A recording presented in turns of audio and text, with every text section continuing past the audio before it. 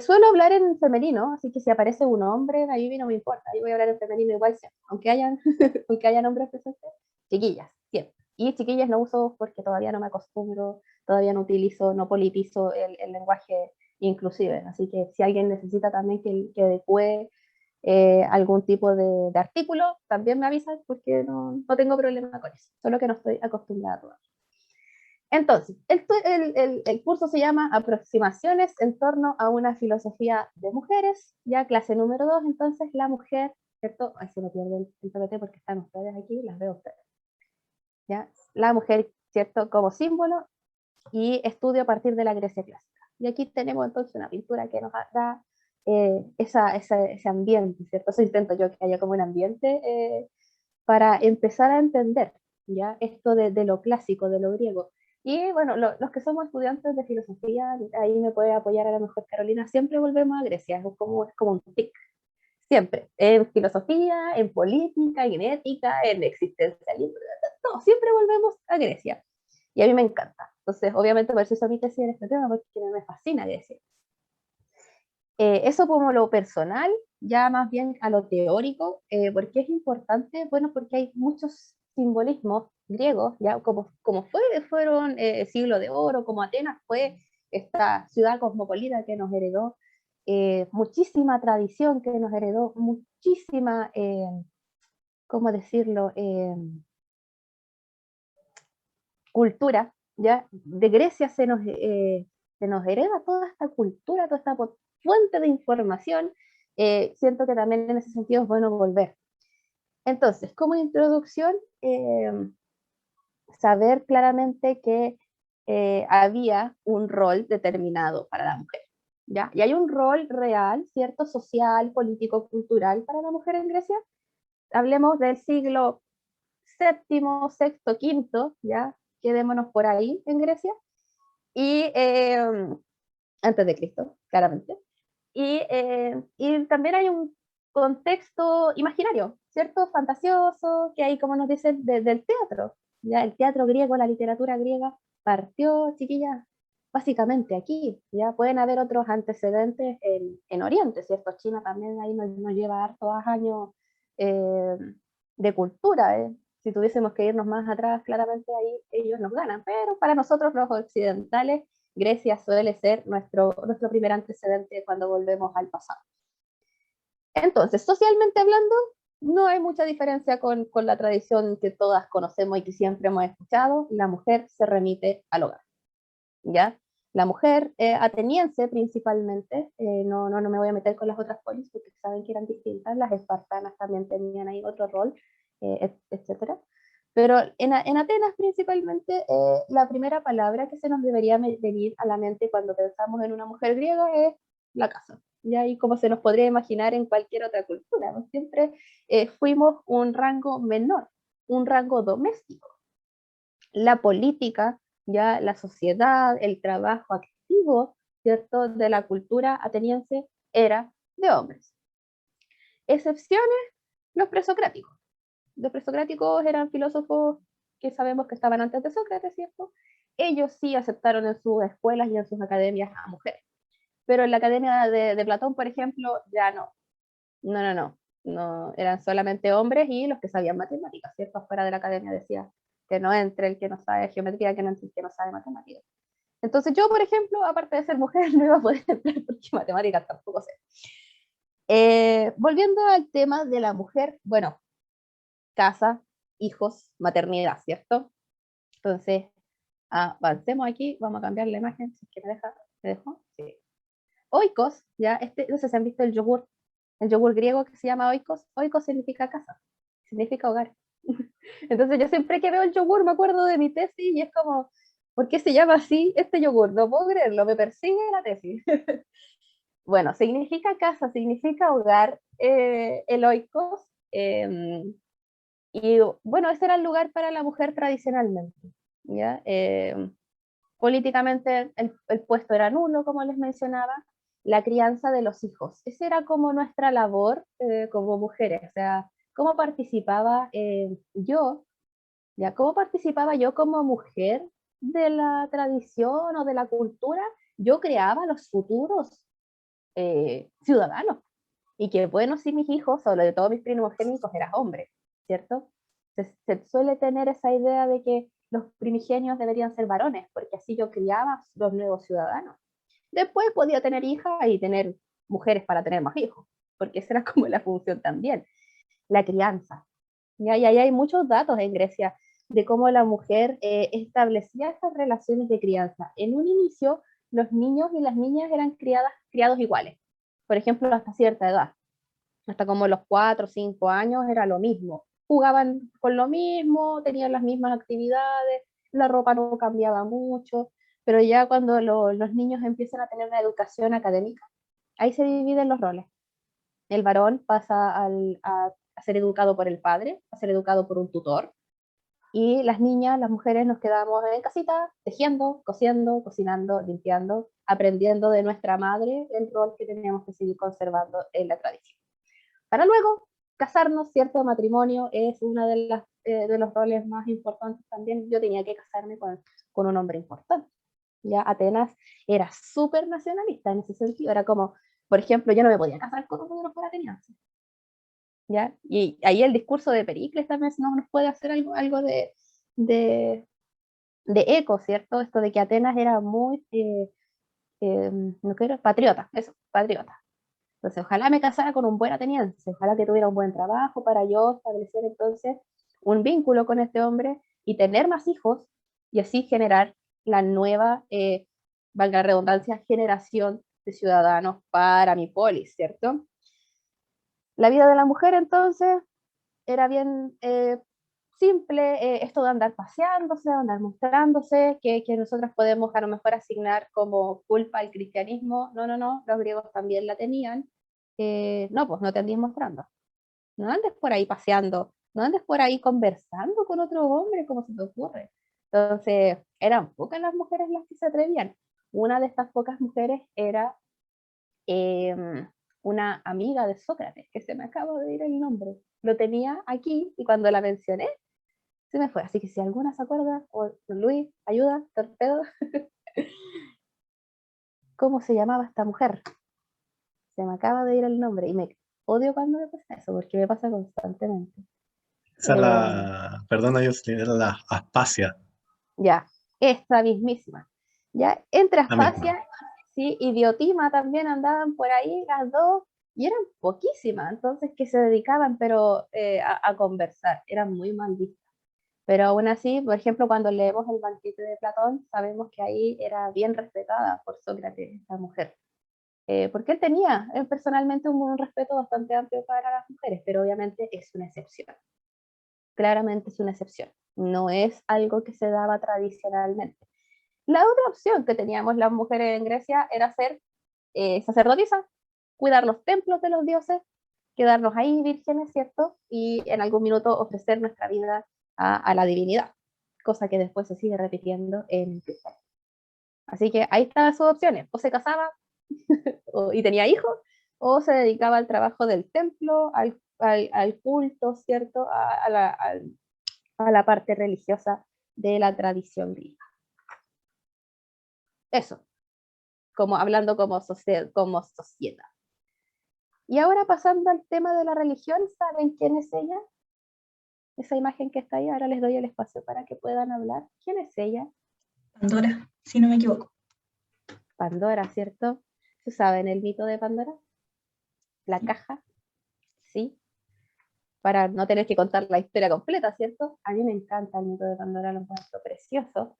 Y tiene unos matices súper interesantes en el sentido, primero religioso, obviamente, y el segundo es el matiz como poético, mitológico, pero también yo le agrego un tercero que es un matiz simbólico, ¿cierto? Que tiene que ver con esta figura de la mujer. De hecho, se dice que Pandora es la primera mujer, entendida como tradición griega. Cuento corto, ya, Pandora es un icono femenino, ¿cierto? En la mitología, porque, bueno, siempre habían problemas, uno lee mitología griega y siempre hay discusiones, siempre hay conflictos. eternos conflictos, que Zeus hizo esto, que Gea hizo lo otro, y que se enojaron, y que Urano, y que acá, y que pelearon, y que, uy, otra vez Zeus le fue infiel a su esposa, otra vez, ¿ya? Entonces, entre una de todas esas peleas, como bien sabrán ustedes, Prometeo se roba el fuego para los seres humanos, porque nosotros éramos pobres, tristes humanos, no teníamos fuego, y Prometeo dice, buena onda, les voy a llevar el fuego. Y ahí se enfrascan en una discusión, porque Zeus no quería darnos el fuego, y al final termina vengándose, Prometeo se venga de nuevo, y un montón de problemas. Entonces, al final Zeus se aburre de discutir con Prometeo, y dice, ok, no me voy a vengar contigo, me voy a vengar con los humanos. Pobres y tristes humanos, quedamos así como, ¿qué tenemos que ver nosotros? Nosotros no hicimos nada, no importa. Entonces manda a Zeus a crear a esta mujer, a Pandora. Y cada una de las diosas tenía que otorgarle un tesoro, un don a esta imagen. Por eso es tan bonita, ¿cierto? Por eso la tenemos aquí, finita, delgada, con este típico estereotipo de belleza occidental, ¿cierto? Clarita, rubiecita, finita, ¿ya? Porque se supone que tenía que ser una mujer muy hermosa. Se crea entonces a partir de barro y de flores y de piedras y de cristales, y como les decía, cada diosa le va entregando un don a esta mujer, ¿ya? Por ejemplo, Atenea le da la sabiduría, Afrodita le da la belleza, el don de la conquista, ¿cierto? Del coqueteo, y etcétera, etcétera. Pero además de todo esto le dan una cajita, que es la típica y es la mítica caja de Pandora, en donde están allá adentro todas las calamidades que nosotros los seres humanos conocemos. Todas. Todas las malas sensaciones, todos los terribles augurios están en esa caja. Entonces, la orden es, Pandora baja a donde los seres humanos y abre la caja. Y bueno, el mito de Pandora termina, pero el final menciona algo muy poético, muy bonito, que es que efectivamente Pandora abre la caja, los seres humanos nos llenamos de males, ¿cierto?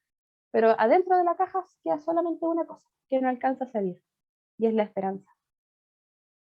Entonces ahí hay varias interpretaciones, no dos, pero las típicas son, la esperanza se quedó adentro porque la esperanza es lo último que se pierde, o la esperanza se quedó adentro porque los seres humanos ni eso nos merecemos. Entonces, muy bonito, muy poético, pero el punto de la clase es entender la figura femenina. Entonces, la primera mujer para los griegos era la que llevó y la que trajo todos los males al mundo. Entonces, no quedamos muy bien pintadas en esta película. Desde el punto uno, las mujeres somos las que traemos las calamidades. Nuestra labor, nuestro encargo, nuestro objetivo, para qué fuimos creadas, fue para el mal, para esparcirle el mal a los hombres. Primer cosa para reflexionar entonces. Desde el punto uno, insisto, estamos mal pintadas en esta historia. Existen otros tipos, eso sí, de relatos acerca de mujeres míticas, ¿cierto? O de figuras femeninas, porque por ejemplo las diosas, las musas no son mujeres propiamente tal, son divinidades, ¿cierto? Y las musas son las que cantan, ¿cierto? Los relatos históricos, los relatos épicos, son las que relatan la poesía a los hombres. Las diosas, cada una tiene su personalidad, cada una fue creada para un propósito. Entonces, si bien la mujer humana, como Pandora, ¿cierto? Como hijas de Pandora, no estaba muy bien pensada, ¿cierto? El resto de las mujeres sí, y ahí hay una cosa bien interesante de investigar, obviamente no la vamos a poder desarrollar en su complejidad, ¿cierto? En su completud, todo, porque son demasiadas diosas, entonces como para analizarla una por una, pero lo que les quiero decir es que la divinidad como figura femenina está muy bien desarrollada en la mitología griega. Pero hay tintes de sexismo, hay tintes de misoginia, siempre, sobre todo, por ejemplo, en Hesíodo.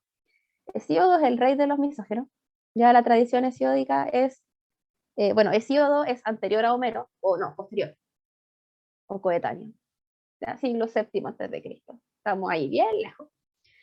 Y Hesíodo bien parecido a Homero, Homero, Ilíada, Odisea, ¿cierto? Hesíodo, Teogonía, en donde explica la creación del mundo a partir de los dioses y que primero vino Gea con Urano y se juntaron y así se creó la tierra y después tuvieron a sus hijitos, Poseidón era el mar, ¿cierto? Etcétera, etcétera. son cientos. ¿Cuál es el problema con Hesíodo en todo esto? Es que las mujeres siempre quedamos como mal, a pesar de que son diosas, a pesar de que están muy bien desarrolladas sus personalidades y sus actos y sus decisiones, igual somos siempre las que quedamos mal en la historia, sobre todo pensando en que somos el objeto de deseo, ¿ya? Somos el objeto de infidelidad también. Somos con quien también nos son infieles los dioses, entonces estamos constantemente nosotras siendo las que salimos mal, nosotras como ahora entendiendo la divinidad, ¿cierto? La mujer. Y en ese sentido, por ejemplo, Hesíodo es bastante reiterativo, ¿ya? El carácter de Zeus no es así porque sí, o sea, a menos que ustedes crean que efectivamente las musas le contaron a Hesíodo, las divinidades vinieron, bajaron las haditas a contarle a Hesíodo todo lo que él sabía. Porque eso dijo él, que las musas habían bajado a la montaña a contarle la verdad de los dioses. Entonces, él no inventó nada, no, yo no sé nada. Ya que Zeus sea un desgraciado, perdón, la palabra que Zeus sea desgraciado porque él era así. No porque yo lo haya inventado así, no porque yo lo haya querido así. Pero hay varios datos en Hesíodo, chiquillas, que dicen, no. Y en el texto que estaba para lectura, lo estoy buscando, de Sarah Pomeroy, que es un texto que relata todo esto a detalle, pero detalle por detalle, efectivamente hay una parte en donde ella nos dice, mire, pues Hesíodo dijo esto. Y ahora yo lo tenía abierto, ¿y ahora no está? Lo he perdido. Ah, no, acá está. Y les voy a leer exactamente esta página. Estoy en la página 60 y... Uy, este zoom no me gusta, no me gusta el zoom. Estoy acostumbrada al Meet. Como que vengo todo enredado, tengo las pantallas de ustedes aquí. Es un caos. Pero bueno, costumbre nomás. Estoy en la página 64 del libro de la Sarah Pomeroy y bueno, cita de Hesíodo diciendo, no dejes que una mujer, esto está en el trabajo y los días, ese texto de Hesíodo, no dejes que una mujer con caderas excitantes te engañe, con palabras engatusadoras. Estamos en el siglo VII antes de Cristo. Y me dice que no te dejes llevar con mujeres con el trasero grande. ¿Por qué? Porque son engatusadoras y mimosas. Primero está tu género. El hombre que confía en una mujer confía en un engaño. El trabajo y los días es un texto que nos está enseñando cómo vivir el día a día. Ese es el texto de Hesíodo. Además de escribir la teogonía, este poeta griego escribió el trabajo y los días, que es un texto muy bonito. A mí me encanta. Pero de repente me topo con frases como esta y es como, claramente era un misógino. O sea, aquí no se salva como que no, es que su época, es que su tiempo. Homero no escribía así tampoco. ¿Ya? Homero no sí nos deja a nosotras como mujeres pobrecitas, débiles y indefensas, hay que rescatarlas, pero hasta ahí más. Hesíodo se detalla en que, por favor, amigo, date cuenta, no te cases con una mujer porque te va a robar todo, te va a quitar todo, ¿ya? Y yo quedé plop cuando lo leí. Y sigue, dice este poeta, trae a casa una mujer cuando tengas edad adecuada, ni mucho menos de 30 ni mucho más. O sea, como que 30 y algo, ahí está como bien. O sea, no menos de 30 porque vas a hacer un pago y te van a quitar todo, ni más de 30 porque ya vas a estar viejo, entonces no va a tener sentido. Esta es la edad correcta para el matrimonio. Deja que tu esposa haya crecido durante 4 años y cásate con ella al quinto. Cásate con una doncella, una virgen, ¿cierto? No con una usada. No, no, no. De modo que puedas enseñarla delicadas maneras y especialmente cásate con una que viva en tus cercanías. Pero observa cuidadosamente todo a tu alrededor y mira que tu matrimonio no sea una burla a tus vecinos. Pues lo mejor que un hombre puede ganar es una buena esposa, pero también lo peor que puede obtener es una mala esposa. Entonces, él nos dice claramente aquí, tienes que casarte con una mujer que sea virgen, que sea joven, tú tienes que enseñarle durante 4 años cómo quieres que sea ella, y después cuando decidas casarte, fíjate en lo que dicen los demás, porque si se ríen de ti es porque esta mujer te va a terminar arruinando la vida. Lindo. Súper lindo lo griego. ¿Ya? Entonces, este mismo hombre escribió la tradición de los dioses. Entonces, tenemos argumentos de peso, chiquillas, para creer que a lo mejor Zeus es como es porque tenía cierto toque de su creador. O sea, no es su creador, pero decide de las personas que escribieron la historia de los dioses. Quizás si una mujer hubiese escrito la teogonía de Siodo, la teogonía en realidad, no hubiese explicado la vida o la tradición griega, o la tradición de los dioses en este caso, de otro punto de vista. Quizás Zeus no hubiese sido tan mal hombre, por así decirlo, ¿cierto? Eso, ¿ya? Hay harto más para discutir ahí, hay hartas figuras, a mí me encanta, por ejemplo, cómo se entiende Atenea, ¿cierto? Yo creo que ella es uno de los pilares como femeninos que uno debería decir, ya, de aquí me agarro porque aquí está lo bueno. Afrodita también, solamente que ahí queda en un lugar secundario. Afrodita ya llega a la tradición de los dioses cuando ya estaba conformado el resto. Pero básicamente eso, la tradición de las diosas, de las musas, siempre tienen que ver otro detalle importante con el arte, ¿ya? Con la música, con la literatura, con la poesía, no con la política, ¿ya? Así que por ahí, hasta ahí estamos. Nos hemos alcanzado a colar en las tradiciones artísticas porque solemos ser las sensibles las mujeres y nos hemos quedado atrás en otras ciencias como por ejemplo serían, insisto, política, matemática, geometría, ¿ya? Son pocas las mujeres ahí. Hipatía me mencionaba ahí en el chat, por ejemplo, ella sí, pues ella fue una de las buenas matemáticas, Teano de Crotona, que la mencionamos en la clase pasada, igual hay mujeres, presencias de mujeres. Antes de avanzar con el tema de la tragedia, ¿qué es lo que verdaderamente me importa hoy día? Lo demás era como un contexto en donde yo me alargué mucho, porque habían detalles, habían tintes que era necesario mencionar. Ya siento que no se entiende la tradición griega sola, ¿ya? Hay que saber por qué se escribió así, por qué el autor era tan misógino. Bueno, porque quería. Bueno, Hesiodo tenía ahí una actitud bastante personal con eso. Homero tenía otras dimensiones, Eurípides, Sófocles, ¿qué se llama el otro? Eurípides, Sófocles y Esquilo, tienen también estilos muy distintos de cómo explicar la tragedia. Entonces, antes de avanzar, chiquillas, cuando mencionamos la palabra tragedia, me imagino que se les ocurren cosas, o sienten cosas, o se imaginan cosas. Me gustaría escucharlas. ¿Qué cosas? ¿Qué saben de tragedia o qué les pasa cuando escuchamos tragedia? Ahora sí pueden abrir su micrófono si lo desean. Veo el chat, me tintinea el chat.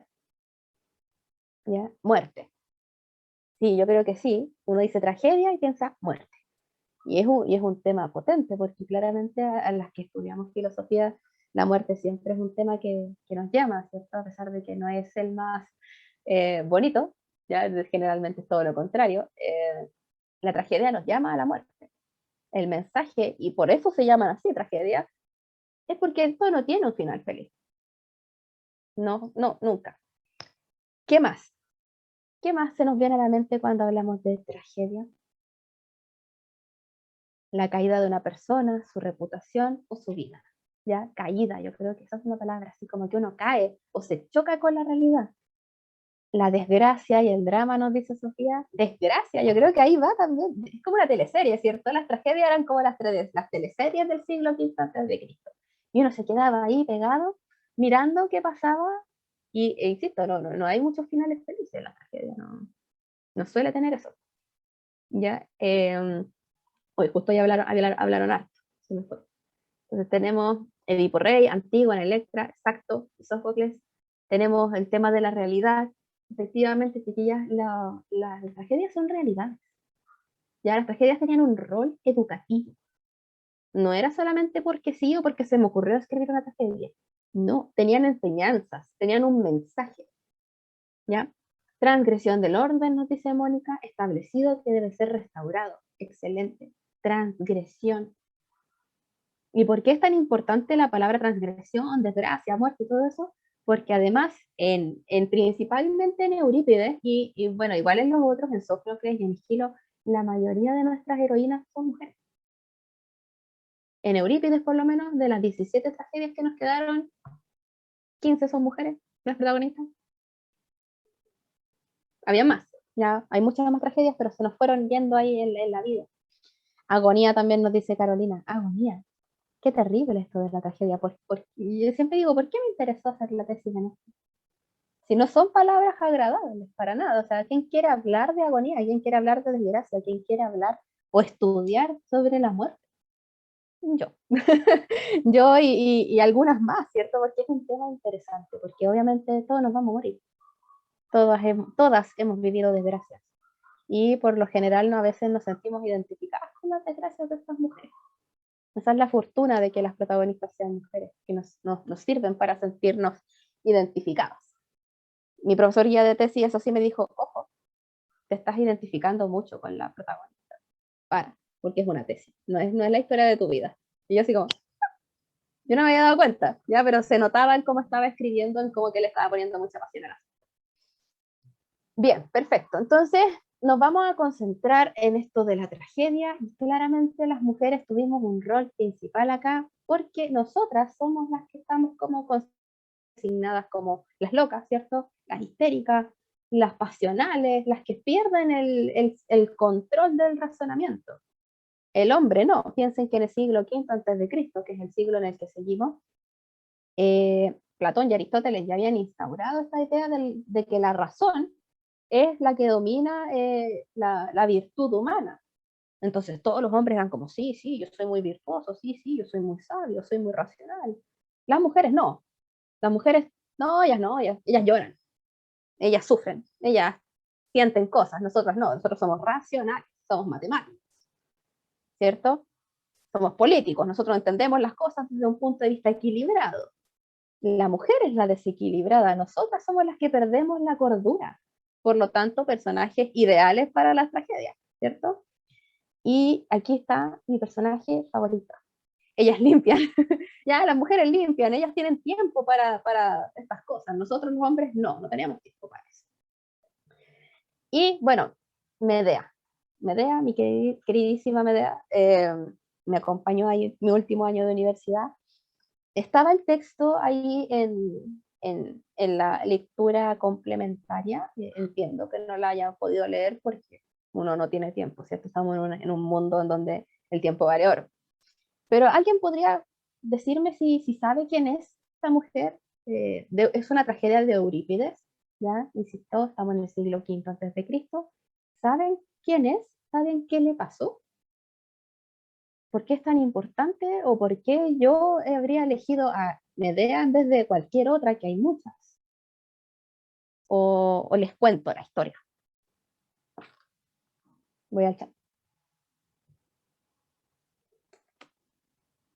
Ya, Mónica nos dice que Medea mató a sus hijos.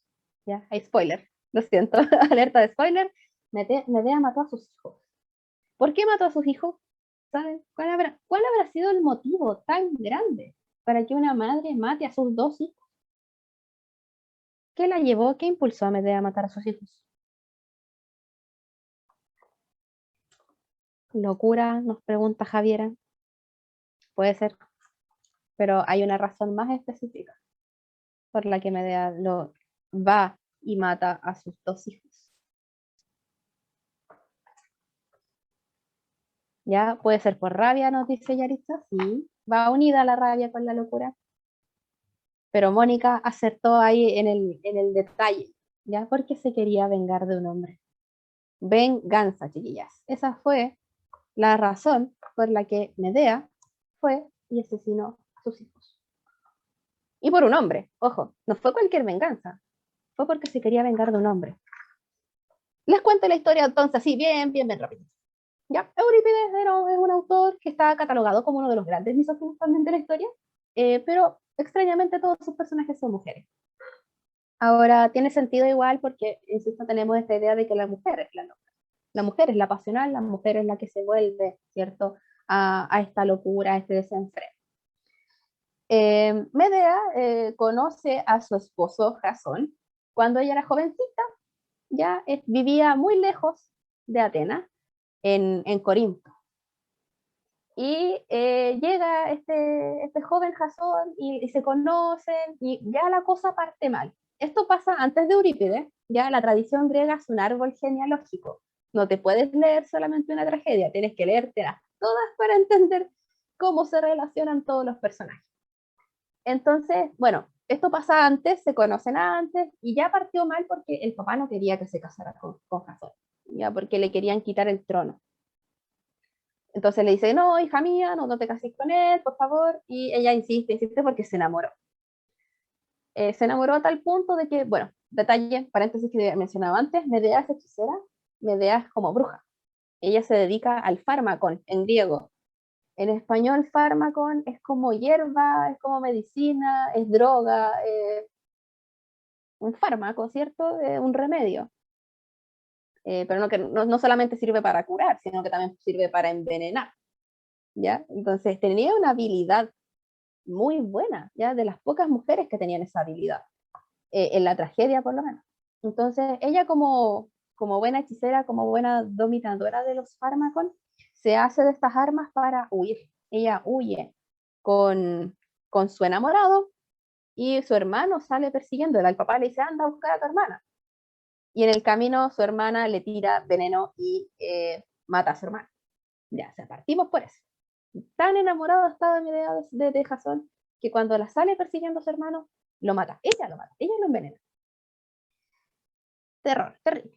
Entonces ya pasan los años, llega Eurípides y hace como Medea 2. ¿Ya? Y en esta Medea de Eurípides, bueno, ella ya tiene dos hijos con Jasón, viven en Atenas, no en Corinto. Y bueno, Jasón dice, mira Medea, han pasado los años, me aburrí, me quiero casar con una más joven.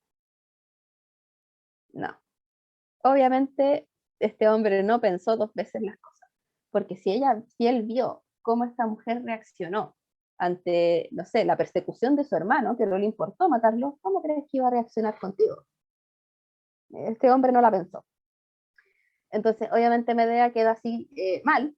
La tragedia es muy preciosa cuando narra el dolor, porque uno siente el dolor de esta mujer que se está hundiendo en el dolor porque su hombre amado, el hombre por el que dio todo en la vida, ahora la quiere cambiar por una mejor. Entonces llora, sufre, bla, bla, bla, y decide, bueno, tengo dos opciones. Irme de acá y abandonar a este hombre o vengarme, porque no me puedo quedar de manos cruzadas. Jasón le ofrece quedarse, le dice, mira, yo me voy a casar con esta mujer más joven, pero no te tienes que ir porque eres la madre de mis hijos. Entonces te podemos dar una pieza por ahí. Y yo vivo con mi esposa acá en el Castillo Grande y tú vives por ahí, para que mis hijos se queden con su mamá. Eso la enoja más, en vez de decir, ay, qué alivio, gracias, no, la enoja más y ella planea una venganza cruel y despiadada. Como les conté, ella era muy buena con los venenos, ella era muy buena con la hechicería, ella a una manta, bueno, ella le hace creer a Jasón que está de acuerdo, sí, ya bueno, yo me quedo aquí, no te preocupes, qué bueno, gracias, qué bueno eres tú. Y le dice, uy, qué bonita tu nueva polola, qué bonito, tu nueva novia, tu nueva mujer, jajaja. Ja, ja. Lo que él no sabe es que por detrás ella estaba preparando este plan, en donde una tela, un abrigo muy bonito, ella lo llena de estos fármacos, lo llena de estos venenos, y se lo entrega a sus hijos chicos. Y le dicen, tome, vaya a darle eso a su papá. Los niños van a entregar el regalo al papá, que era como un regalo de acepto a ti y a tu nueva esposa, y se lo dan a él y a ella. Y los dos están como, ay, qué bonito el abrigo, qué bonita la tela, qué bonita, y de repente empiezan, se desmayan, los niños caen al suelo y empiezan a botarse por la boca, se mueren, se ponen morados, y todos como, ¿qué hiciste, Medea? Y antes de que puedan reaccionar, caen muertos todos los que habían tocado el abrigo. Fin. Bueno, no fin. Después Medea es perseguida y ahí hay un escape bien místico. Medea sale volando en un carro con caballos alados. Se va, en un carro mágico. Y yo cuando leí el final fue como, ¿en serio? ¿En serio se fue volando en un carro? Sí, se fue volando. Eso se llama Deus Ex Machina, que lo usan mucho los los tragedios griegos. Sí, muere su ex esposo, muere la nueva esposa de su esposo y mueren sus dos hijos. Mueren todos. O él quedaba vivo. O me entró esa duda. Me entró esa duda. Tú. Porque sería interesante que él quedara vivo y viera todo el dolor que estaba ocurriendo, ¿sí? Todo lo que le estaba pasando. Me entró la duda. Hoy los años en mi vida. Y la maldad también, porque si yo fuera mala, lo dejo vivo a él, ¿cierto? Pero hubiese sido también entretenido que se muriera. Estoy buscando acá para ver si dentro de todo esto yo escribí, efectivamente. Si no, ahí, cuando me acuerde, les confirmo, pero hasta donde yo tengo entendido, se morían los cuatro, porque los cuatro tocaron el abrigo, la tela que ella les mandó. Obviamente mueren primero los niños porque ellos llevaron el objeto envenenado. Yo me puedo equivocar, sí, me puedo equivocar.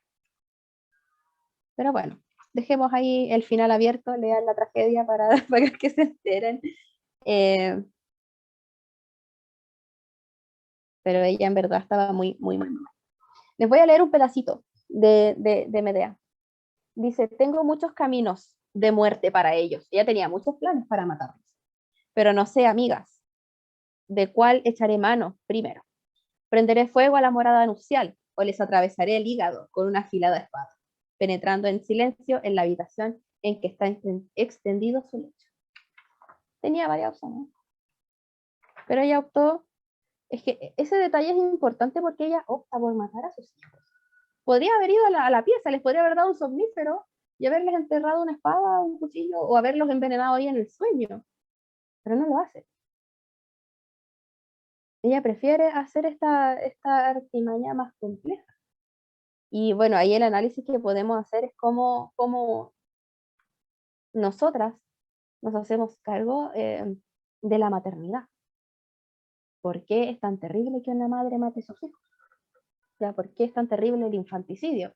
Entendiendo que obviamente son niños, que muera cualquier niño es terrible, ¿cierto? Que muera un ser humano es terrible, pero que una madre mate a sus hijos, que una madre se desprenda de este rol, de este instinto que dicen que es natural en las mujeres, que es la idea materna. Yo ahí no entiendo mucho porque no tengo hijos, pero tenemos ese rol, ¿cierto? Esa unión natural, madre-hijo, de alguien que estuvo en mi vientre, que nació de mí. ¿Cómo se desprende esta mujer de eso? Porque sí, o por venganza, por dolor, por rabia, por ira.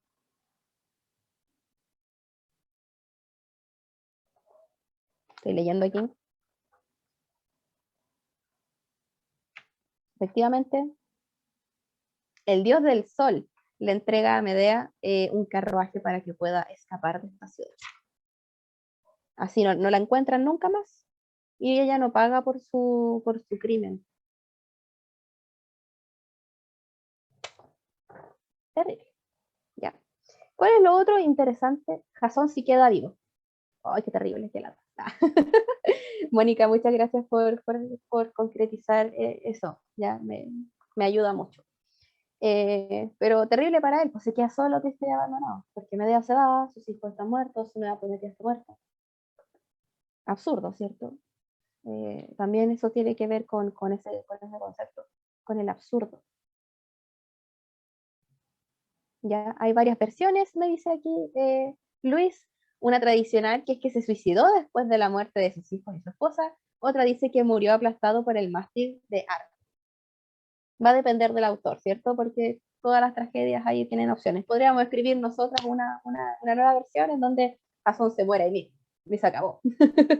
y no lo vemos nunca más, porque en verdad Jasón era este típico machito, ¿cierto? Si me lo permiten decirlo así. Que le gustaba la guerra, que le gustaba el éxito, la gloria, era ese típico hombre. Entonces, obviamente, a Medea le gustó, pues era un joven guerrero, entonces le llamaba la atención. Algo que también mencionar antes de terminar con Medea es que ocurre algo interesante. Todo esto, chiquillas, ocurre dentro de una casa, ocurre dentro del oikos. porque ese era el lugar de las mujeres. Medea no podía salir y matar a su esposo o a la nueva mujer de su esposo en otro lado. Ella lo tenía que hacer en su casa.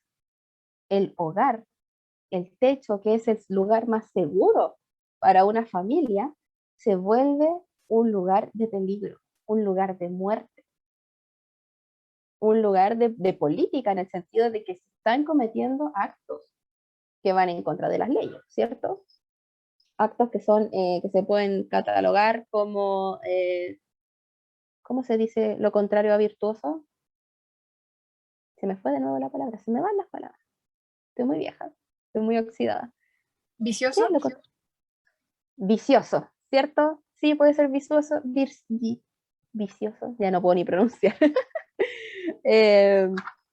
Sí, totalmente, absolutamente. Entonces, todo esto es interesante de ver porque es básicamente un regicidio, ¿ya? Tasón era el gobernante de la ciudad y Medea lo mata. Y no solamente lo mata a él, mata a su descendencia. O sea, nadie puede tomar, o sea, perdón, mata a su descendencia, no lo mata a él. Mata a su descendencia, por lo tanto, nadie puede tomar su lugar. No hay quien se quede en ese trono luego de este plan, luego de este infanticidio, ¿cierto? E insisto, todo ha ocurrido en una casa, en el Oikos, donde me enseñaste y me dijiste que tenía que lavar y planchar, aquí mismo voy a cobrar venganza de ti. Y eso también es súper interesante. Nos quieren tener en la casa, bueno, aquí vamos a tener que armarnos de herramientas para defender. No estoy justificando a Medea, para nada. No hay que matar a los hijos, no, no lo hagan, ¿ya? Pero es parte del imaginario, insisto, ¿ya? Todas estas tragedias eran para enseñarle a la población, eran para dar un mensaje. ¿Cuál es el mensaje de esta tragedia? ¿Cuál es la conclusión? Bueno, yo le diría, no se case con otra mujer. Primero, no busque una mujer más joven, quédese con su mujer. Y si no, entender que la venganza es mala, ¿cierto? La venganza nos hace daño, tanto a nosotros mismos como a nuestros seres queridos. Nada justifica una venganza. Ese yo creo que es el mensaje que querían para los atenienses, que el resto dijera, no, ya no me voy a vengar de nadie porque al final es peor, ¿cierto? Terrible la venganza. La venganza nunca es buena, mata al alma y la envenena, decía el Chavo del Ocho, ¿cierto? Se me cayó el carnet. El consejo de Don Ramón, ¿cierto? Sí. Voy a avanzar. Avancemos porque ya nos queda poco tiempo y la idea es respetar los tiempos. La segunda, entonces, famosísima, Antígona. ¿Ya? Me imagino que de Antígona se han escuchado más porque Edipo Rey es mucho más famosa. Y obviamente todo es una línea temporal. Las tragedias de Sófocles, Sófocles escribe Edipo Rey, y de ahí, entonces, de todo este caos edípico, ¿cierto?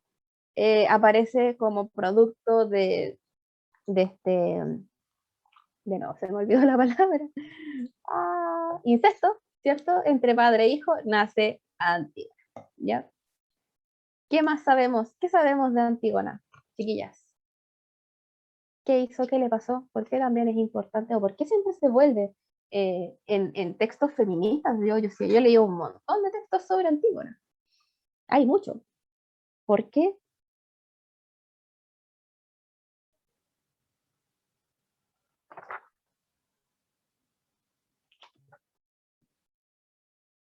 ¿Conocen Antígona? Porque si no la conocen, no tiene sentido mi pregunta. Ya, la Mónica ahí nos respondió. Dice, ella quería enterrar a su hermano desterrado, ¿cierto? Antígona Consuelo dice, Antígona busca dar sepultura a su hermano. Exactamente. Ella tenía dos hermanos, ¿ya? Y fruto del error de Edipo, del destino de Edipo, ¿cierto?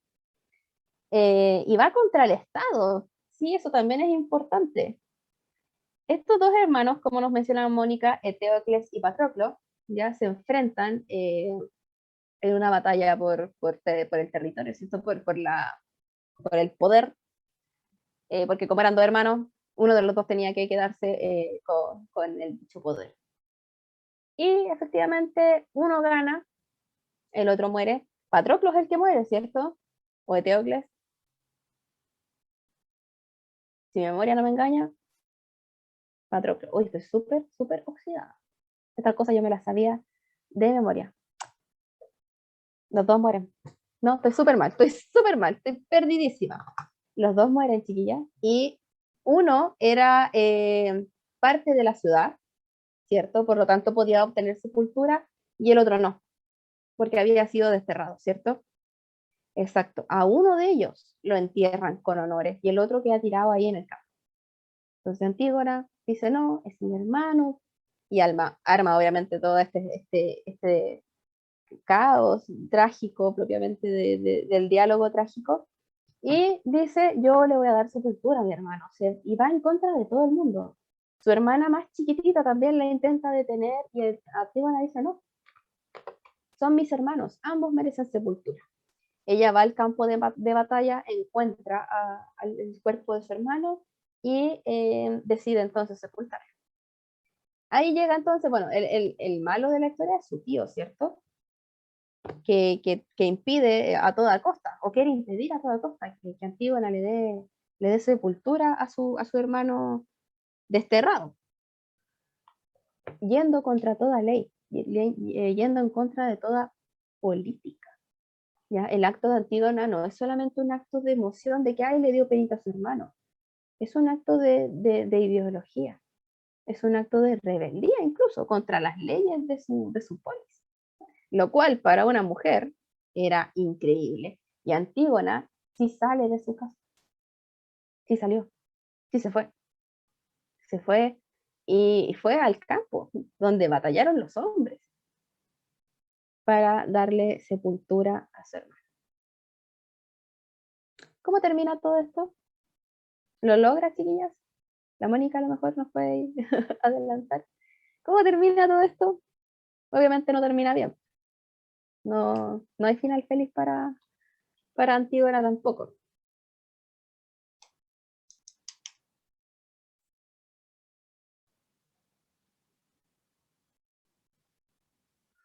Yo tengo entendido que la matan y que la encierran como en una tumba, en una cueva, y ahí se queda.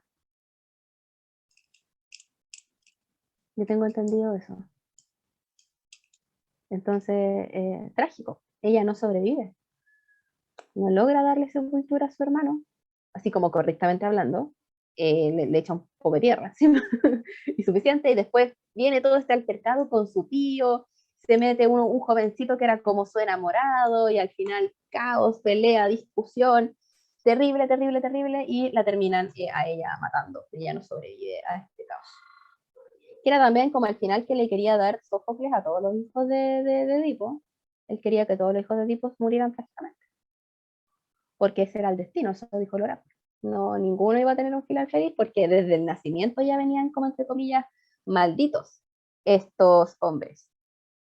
Y lo voy a dejar hasta ahí, chiquillas, porque estamos en la hora y no me quiero seguir adelantando ni deteniendo en detalles que a lo mejor no nos sirven. Quiero escucharlas a ustedes, no me quiero escuchar más a mí, me tengo chata a mí mismo. Entonces ahora yo me voy a callar y voy a ver si alguien quiere tomar la palabra, ojalá por el micrófono, y que conversemos un ratito sobre esto. Apreciaciones, a lo mejor, sentimientos de lo que hemos escuchado, que igual fue harto. Yo siempre siento que me voy a demorar media hora y me termino demorando el doble. Así que tengo que ahí darme un reto también a mí mismo. Ahora sí me callo.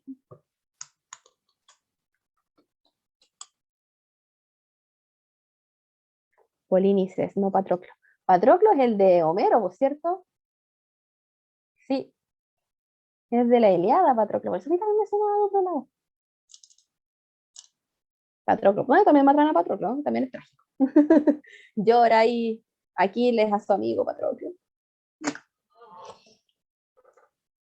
Las escucho, pues chiquillas, ¿qué pasa? ¿Están pensando? ¿Están en shock?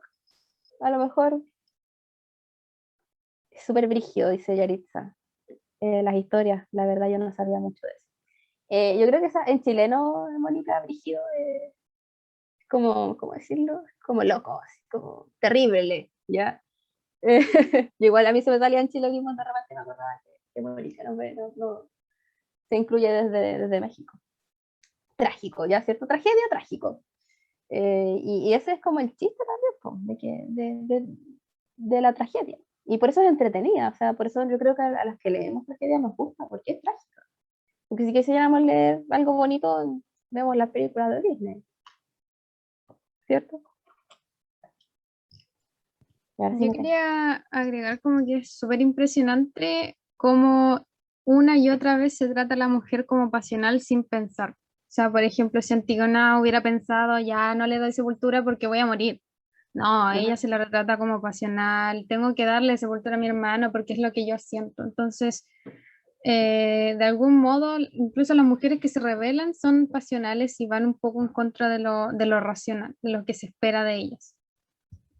Exacto. Y es como la enseñanza, no seas como Antígona. Claro, porque ya te sabes el final. Sí, exactamente. Nosotras somos las pasionales, las sentimentales. ¿Qué más, chillas? Además de que es Eh, brígido. yo quería agregar algo, Javiera. así, que yo soy bastante ñoña con este tema de Grecia y todo eso, me gusta desde siempre, Sí, igual. en especial la mitología, Ujú.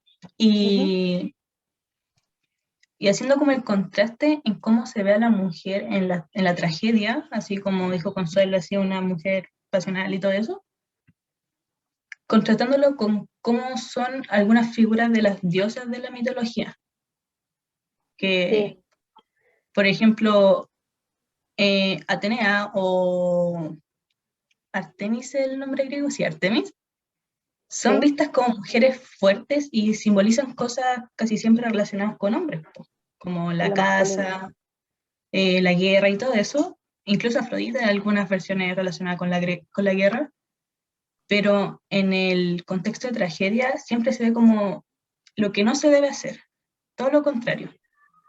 Entonces es interesante y un poco wow ver cómo hay dos visiones tan opuestas de la mujer en el mismo contexto, siendo la mujer divina un ejemplo, así algo muy hermoso y todo eso, pero la mujer mortal no, nada. Ganado. Sí, La semana, ganado, la semana pasada ahí tuvimos ganado. una, una discusión con la cuestión del ganado, pero eso éramos básicamente, y lo voy a volver a reiterar, eh, de que las mujeres somos para criar, básicamente, la mujer humana. Ya, la divinidad a lo mejor se escapa porque es divinidad, no es humana. Entonces casi como que no son mujeres, ¿cierto? Pero igual tienen las figuras femeninas, tienen ese don de la fertilidad, las diosas. Por lo tanto, estamos como en lo mismo, ¿cierto? Hasta hace muy poquito. Ya, de hecho, en algunas culturas que ya seguimos siendo ganado, lo cual es muy, muy, muy triste. ¿Ya? Así que, bueno, lamentable, estamos en eso. Ya yo creo que si nosotros estamos aquí es como para intentar despojarnos un poco también de esas cosas. ¿Ya? Y desde la tragedia y desde Grecia y desde hace miles y miles de años que hay mujeres que estamos intentando y que estuvieron intentando sacarse todos estos prejuicios, porque si contamos los años, siglo séptimo, siglo octavo antes de Cristo, que es Homero y Hesíodo, desde allá que hay un hombre que me está diciendo que la mujer voluptuosa me va a venir a quitar todo. Son 800 años antes de Cristo, más los 2021 que llevamos ahora. No es fácil. No es fácil quitarse todo ese tiempo, todos esos años, toda esa tradición terrible que nos ha hecho tener estas figuras que pueden decir, ay, pero es que la tragedia es mentira, la tragedia es un imaginario, la tragedia es un símbolo. Pero están así, porque se ha perpetuado el símbolo y no se queda solamente en lo imaginario, se ha ido traspasando a lo real, cosa de pensar en el psicoanálisis y el concepto de histeria. Freud era un lector de tragedia, o sea, el complejo de Edipo, lo dice todo, ¿cierto? Entonces, ¿qué tan lejana es esta visión imaginaria, simbólica, trágica, literaria, a lo que pasa realmente, ¿cierto? Y aquí nos dice la Mónica, claro, es que de ahí se ve cuál es el tipo de historias que nos contamos. efectivamente. Nos contamos ciertas historias, nos contamos cuentos y nos creemos esos cuentos. O sea, Disney, por ejemplo, también ha perpetuado mucho de estos estereotipos. O sea, de la hechicera, por ejemplo. Medea es como maléfica, como eso. Solo que Maléfica no mató a sus hijos porque no tenía. Mónica, ¿querías decir algo? Te veo con la mano arriba. Dale nomás. Que ahora que contabas como escuchando desde esta perspectiva la historia de Medea, me recordaba mucho a las mujeres de la posguerra, de que regresan a sus casas y que ya se acabó la guerra y ya tienen de nuevo a sus hijos y a sus esposos en casa, y además tienen un montón de electrodomésticos y ya, pues todo está muy bien. ¿Por qué están ellas tan enojadas? ¿Por qué están tan histéricas? Justo ahí es donde nace claro. este concepto, ¿no? Bueno, como más contemporáneo de la histeria, ¿no? Desde el punto de vista precisamente freudiano del psicoanálisis, esta idea de la histeria, de que las mujeres se enfermaban de eso, y pues claro, me recordó muchísimo eso, y también o sea, pensaba mucho en esto que sucede todos los días, y que ahora lo noto porque yo estoy un poco más grande también, lo noto con las chicas más jóvenes, yo también estuve ahí, como, pues en el ámbito, lo pienso de pronto en el ámbito académico, pero pues se repite por todos lados, ¿no? Porque en este caso pues es eh, el hombre que busca una mujer más joven. Eh, pero bueno, yo recuerdo muchísimo a los docentes, profesores de diferentes niveles que pues cada generación buscaban a una nueva alumna, ¿no? Para aprovecharse un poco de ella y tener una más en su colección. Entonces, me parece, creo que nunca lo había, sí, creo que nunca le había tomado la importancia a esta historia como hasta el día de hoy, ¿no? Que claro, o sea, 7 siglos antes, 8, perdón, bueno, o sea, los años antes de Cristo y los 2000 años, 2021 de ahora,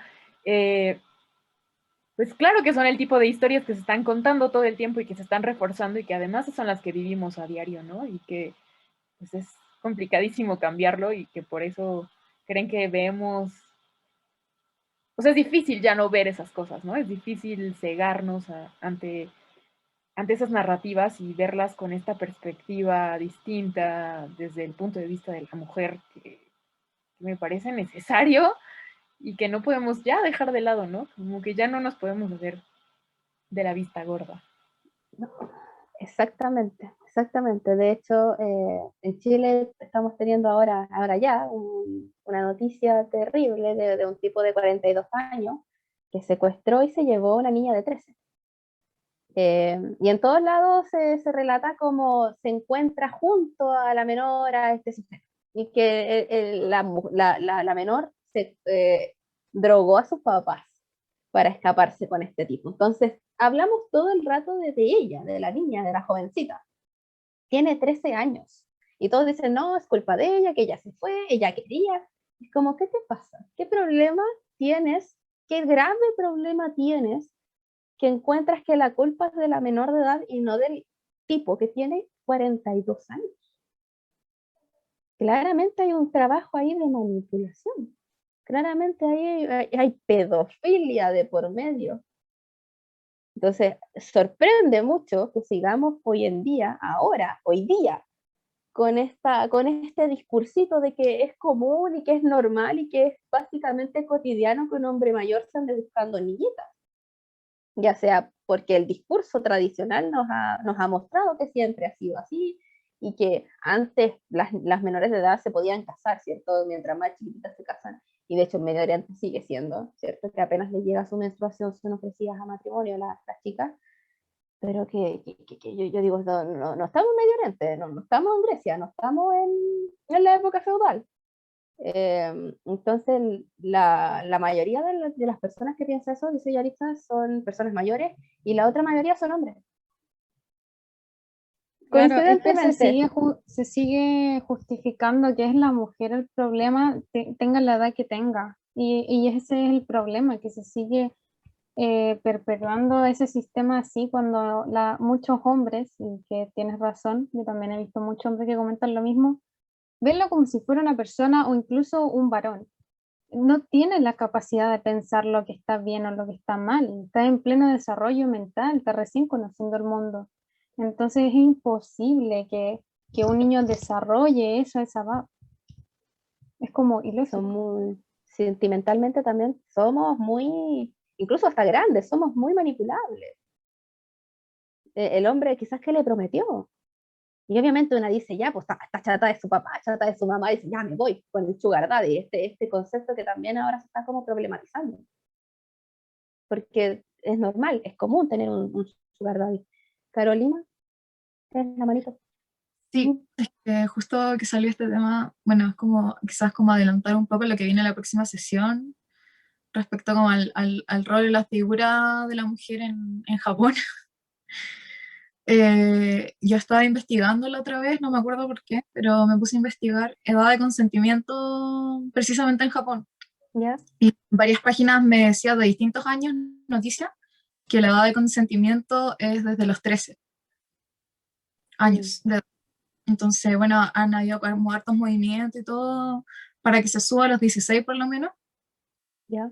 pero es que igual, pues porque, claro, o sea, todo lo que se ha dicho de que al final era culpa de ella, que como, no sé, como tan tonta, como tan paga, como tan ingenua de hacerle caso, de caer como en la red de este gallo, que es un hombre totalmente maduro, no, no consciente ni viendo sus facultades mentales para hacer lo que ha hecho, pero que se supone que es un hombre, entre comillas, de derecho, pero igual es heavy porque, eh, claro, pues se tiende como a recriminarle y apuntarla a ella, siendo que es una adolescente sin un criterio, sin una formación, que se está formando, entonces echarle toda la culpa a ella en una edad donde son súper manipulables los adolescentes y los niños, como en esta edad del pago, de la adolescencia, de que también son ingenuos, y de esta etapa como de rebeldía, de, pucha, mi mamá no me deja hacer esto, mi papá no me deja hacer esto otro.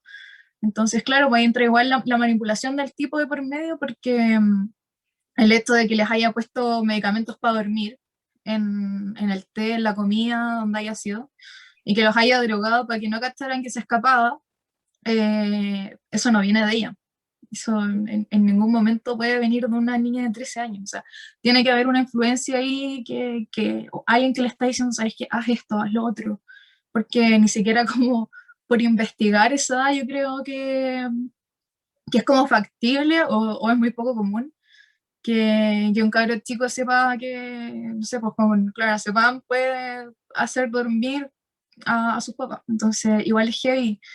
Eh, no sé, a mí igual es como tema, como que me llega como este tipo de temas, me da rabia igual. Eso. Sí, ese es el punto, da rabia, porque al final no podemos hacer mucho.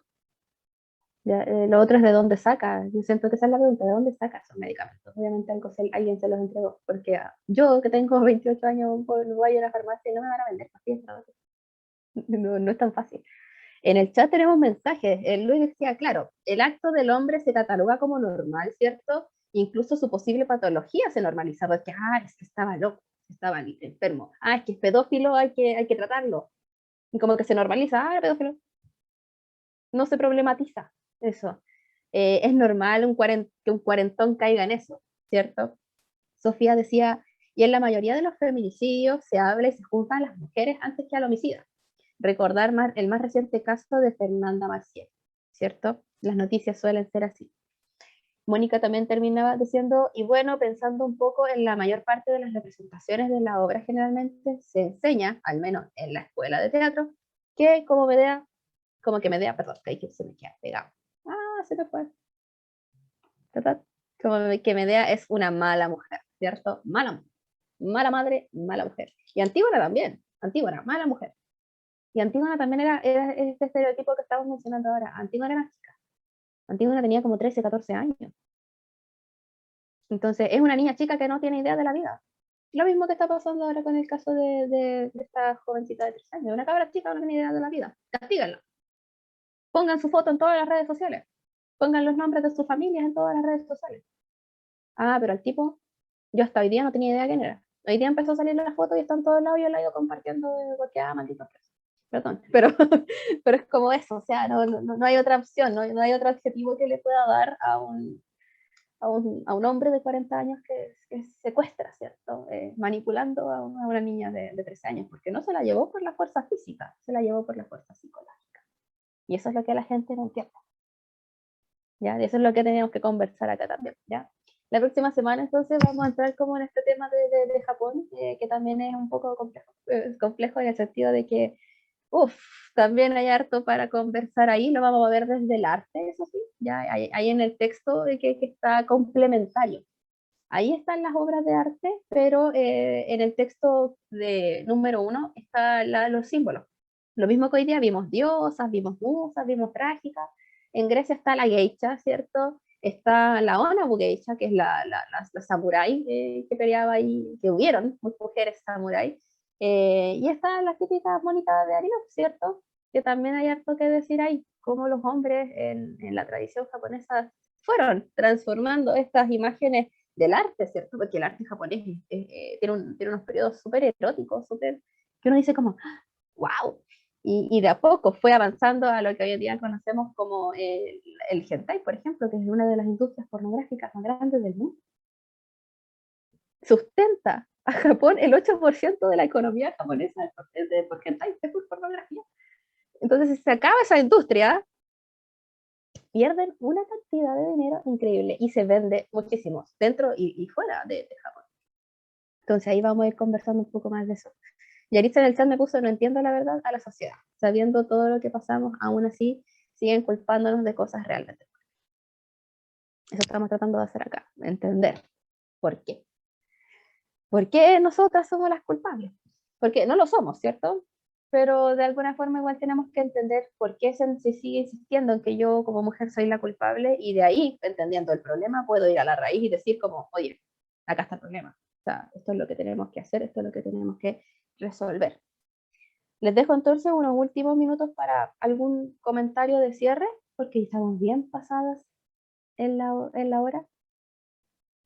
Sé que da para conversar mucho rato. Ya voy a tratar de nuevo la próxima clase de hablar menos yo, para tener más espacio de explicar, pero bueno, el tema de Japón también es harto. Ese es el problema, es amplio.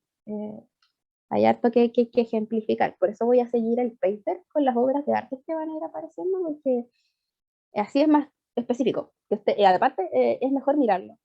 Siento que el Japón, el arte y entender la estética japonesa o la mentalidad japonesa es mejor mirando lo que ellos han creado que leyendo.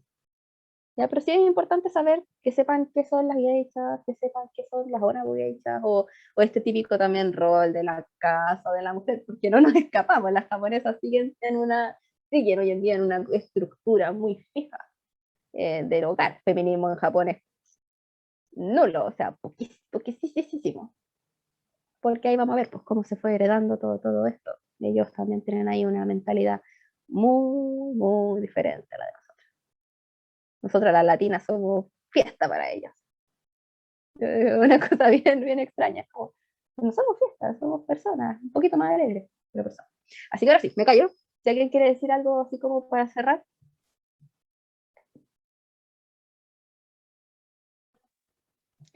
Nada más que todo bacán. Esto estuvo muy entretenido, aprendí y entendí varias cosas nuevas. Y eso. Ya, eso es importante, ir entendiendo cosas, conociendo cosas. Si alguien necesita algo más, también nos pide. Insisto en eso. ¿Algo más, chiquillas?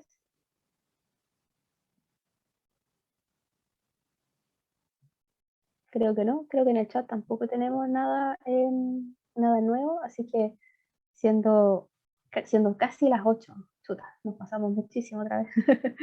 Lo lamento, de nuevo voy a volver a insistirme a mí misma en parar en menos cosas, ya para que podamos conversar un poco más la otra semana. Chiquillas, muchas gracias por su tiempo, muchas gracias por su participación, por sus aportes, ¿cierto? Porque sin sus aportes me hubiese equivocado en más de algún nombre, me hubiese equivocado en algún tema. Muchas gracias, Sofía.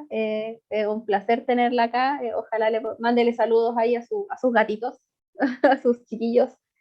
Yo guardo con mucho, mucho cariño. Aquí con el Leo también guardamos con mucho cariño la casa de Concon.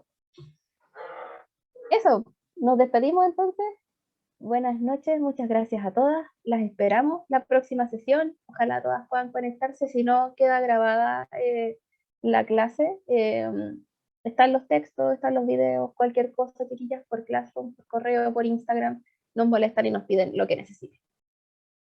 Que tengan buena tarde, tomen oncecita, tomen algo rico, coman algo rico y nos vemos el otro día.